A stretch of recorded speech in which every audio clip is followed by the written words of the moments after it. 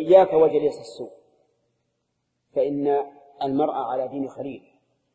وكم من إنسان مستقيم قيض له شيطان من بني آدم فصده عن الاستقامة، وكم من إنسان جائع قاصد يسر له من يدله على الخير بسبب الصحبة.